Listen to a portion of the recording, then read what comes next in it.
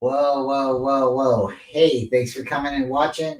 This is the after game reaction show with me, Bryant Culp, and David McNiner. We are wearing the classic starter jackets because we feel like champions today. The Niners took care of business, and yes, that is true. We won. We beat the Bears, the Chicago Bears. David, how you feel after the Niners took on I wouldn't say a weak Chicago Bears team. Maybe better said it's a young Chicago Bears team. How do you feel? I feel pretty good about the win. It is a young Chicago Bears team. They do have a bad offensive line. This is true. But they still have, Keenan Allen and DJ Moore. And, their defense has actually been, was doing pretty good. They did hold us to what? Only 14 points in the second half. So, they stepped up a little bit, right? There was second time halftime. There was halftime adjustments for sure. They came out on offense and defense and made corrections. I definitely think they improved the effort from the Niners after halftime.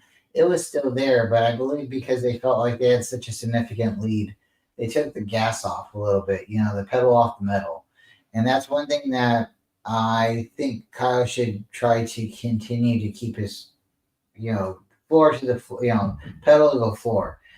There's been too many times where we felt like we're complacent and we think we're going to come away with the win, and the other team sneaks away because they keep scoring.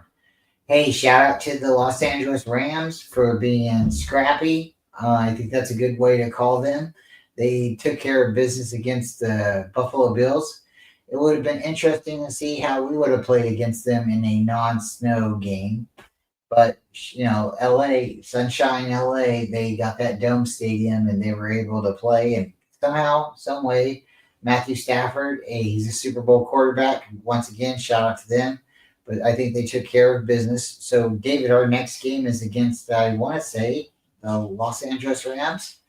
And if we are somehow able to come away with a win, I think we tie them. Am I correct? Um, so the Rams, if we win, then we're 1-1 against them. I don't know how they've done in the division. That's when you start going to different tiebreakers. Yeah. But if we beat them and they only beat us by 3 points, so say we beat them by 4 points, there's a tiebreaker right there. Okay. All of a sudden, we are ahead of the Rams. The Cardinals, I'm very disappointed in their performance today. The Cardinals are shockingly 6-7. I didn't know they were that bad.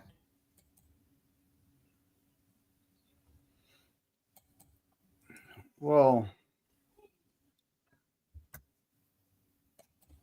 they're at 6-7. They're starting to kind of fall apart a little bit. They were looking pretty good for a minute, but they're starting to fall apart, right? The Seahawks are starting to get it together, and they're 8-5. They're now 2 games up on us, officially 2 games up, and we don't even play them. So kind of makes that last loss we had to them, and at Levi's is looming large right now. But you never know how things are going to play out, right? Because oddly enough, we still have a chance to win the division, but we have to have a lot of help from the other teams. Right now, we still can win a wild card, but we have to win completely out, and we need other teams to lose as well. So right now, it looks like the Seahawks, if they continue to win, they're going to take the division. But if the Niners take care of business next Thursday against the Rams, we tie with the Rams, and we could continue to win. Then we could go past the Rams, which is kind of man, we just got to keep taking care of business. We do have to play the Cardinals again, but the Cardinals seem to be floundering a little bit or floundering. I don't know how you want to say it, but they don't seem to be the same team that they were earlier in the season. The Niners, if we can somehow find some steam and get fire under us, today we definitely seem to have a little bit better of a game plan coming out. I definitely want to see them continue to have a game plan coming out after halftime. Again, it didn't seem like halftime had the same kind of effort that the first and second quarter did, but a win is a win. David, how do you feel that Brock Purdy performed? I think the big hit that he had, I think they pulled him. I don't remember seeing him go back in after that, maybe just for a play or two, but I think it does very fun also to continue to see Brandon Allen out there as a second string quarterback with his middle finger still in a brace. But overall, how do you think Brock Purdy did and the 49ers offense did today? Well, this game, I believe, Crazy Juice. I was hearing Spencer Burford. Like I didn't get the game televised. They were just showing the Bills and the Rams, which the Rams ended up winning 44-42. Holy crap! All the Bills defense needed was one stop. That's all you had. That's all you needed. But anyway, we can't. We don't have control over what they do. All we can do is win and hope someone beats them.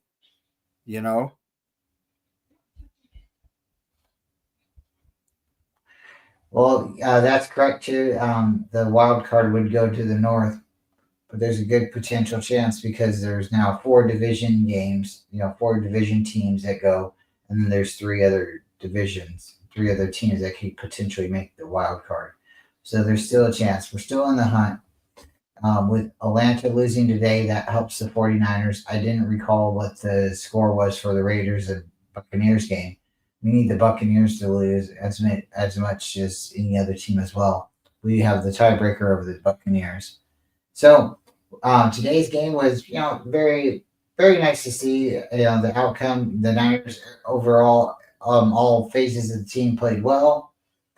I think it was well coached, but the one thing I do have to say is the halftime adjustments didn't seem to favor the 49ers. We didn't fall apart, but it just wasn't what it seems to be the same second time halftime adjustments that we have almost every game. David, would you agree or disagree? Well, halftime adjustments that they happen in every game for every team. It's just a question of, are we making the right halftime adjustments, which it seems like this year we really haven't been. Last year we come out after halftime and just bam, slam them. Fourth quarter was relaxing for the most part for the most games, right? This year it hasn't been like that. We went in, I believe we went into halftime up big. We came out. They made some good halftime adjustments. We adjusted to their adjustments, and we ended up winning 38-13. That's a very healthy margin. But all right. So you were watching the game, right? 100%. What happened to Isaac Guerrero? It seemed like they took him out of the game for a little while, didn't they? Seemed like they wanted to save him and rotate another player in. I don't know. At one point, we were going with a rotational backfield because he seemed to be doing good. And I thought the criticism on him as well was he can't catch out of the backfield. And what did they do right out from the beginning of the game? They threw him the ball. So I would like to find out, too, what happened with him. Did he have an injury? Did they have just like a fatigue moment where they wanted to pull him out and save him so they could rest him? I thought overall all the running backs that played really well. I wasn't happy with the Debo utilization. I think they're trying to force feed Debo as a running back. And I think they kind of need to stop doing that as much. I think they need to try to use him as a wide receiver so they can stop saying, oh, yeah, this is what he's going to do. I feel like teams are teeing off on Debo too much and anticipating him as a running back. They don't fear or respect him as a wide receiver. So I'd like to see the Niners move away from that. But as far as Guerrero, I didn't realize what happened to him or quite frankly why they stopped using him other than maybe they were trying to save him. Shout out to everybody in the chat, Steve-O, Sentinel, Mr. Daniel Berry, Crazy Jukes. We have Under the Helmet podcast. Thank you all for coming. Folks, this is going to be a short podcast. We really appreciate y'all coming. The 49ers won. is a victory for us, and we are one game at a Okay, time. it's saying from what I'm reading, Isaac Grunda sustained some sort of foot injury, so we'll have to keep an eye on that. Oh boy. Well, fantasy football owners will have to keep an eye on that as well. Yes. Yeah, I picked up the guy we got from the Jets, hoping he was going to play today, and woke up this morning finding out he was inactive. So, Garendo, he seems to be quite a fast player for us. You know, when you select somebody that high, you expect them to somewhat be utilized during the season, and it's nice to see that he's being used now. Hopefully, this injury doesn't take him out for this Thursday. We got a short week, David. Very short week. Oh man, we got the Rams on Thursday, huh? Mm-hmm. And they just played the Buffalo Bills and literally had to keep their foot on the gas the whole time to win that game. So yeah, they're gonna be tired too because it came down to the wire. We started a little bit after the Rams game, folks, because we wanted to see what was happening. Again, I believe if we beat the Rams this week, everything goes good. The Niners should be tied up with the Rams. If the Rams would have lost, then we could have surpassed the Rams. We could be tied right now. But hey, again, one game at a time. We got 4 more games to go, David, and anything can happen. Anything can happen. that's right. Anything can happen. The Seahawks actually have the Packers next, then the Vikings. Then they got the Bears, which it's at Chicago, but I think their chances of winning that one's pretty good. Then they got to go to LA and play the Rams in week 18. So anything could happen here, folks. We got the Rams. Who do we got after the Rams?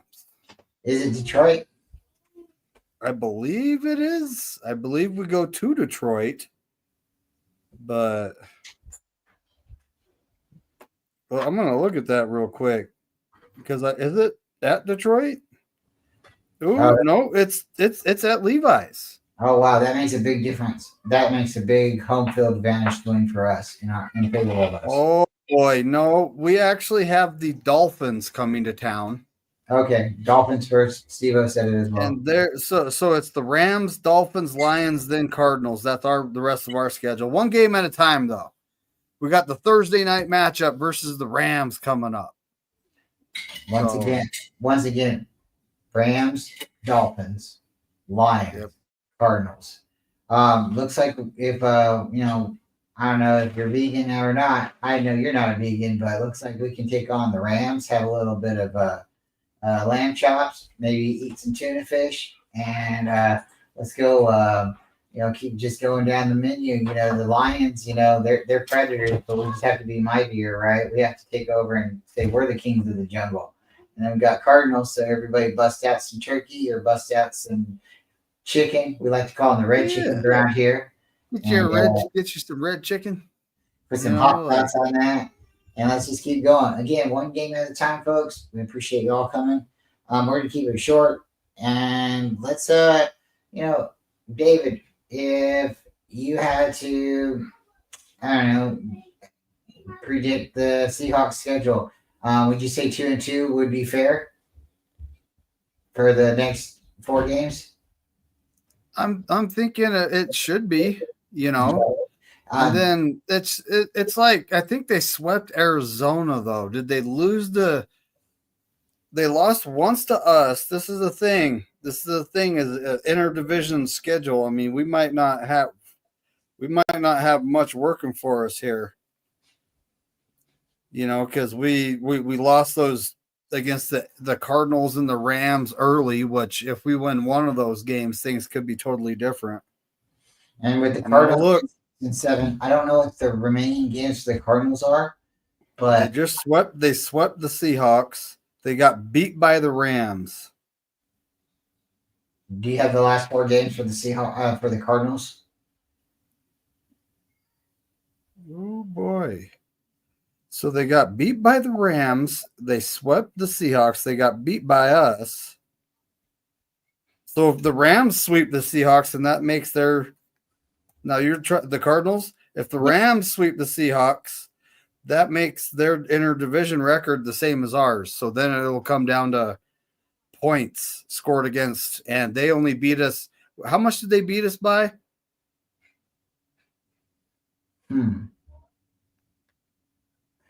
Sounds like we have a chance.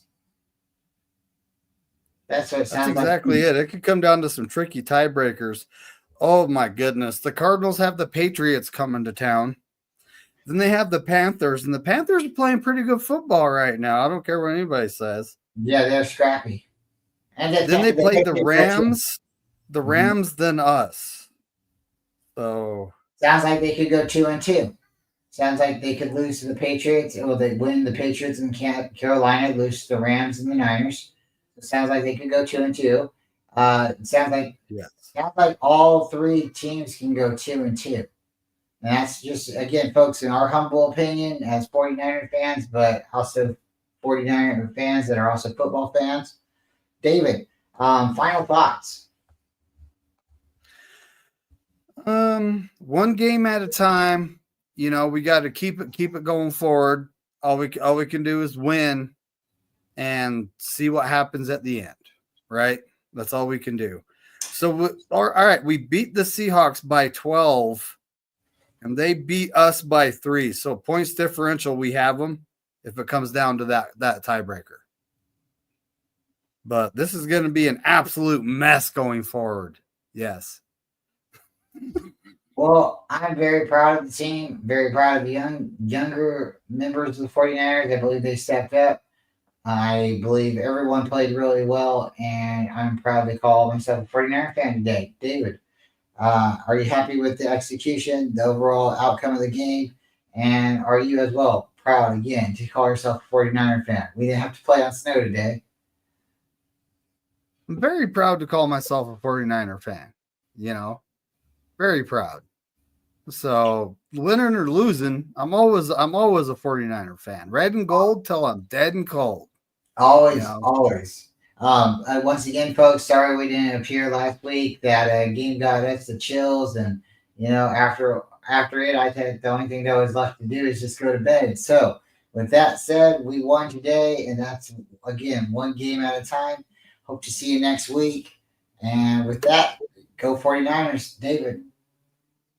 Hey, as Corey Davis says, it's go 49ers and F all 31 other teams.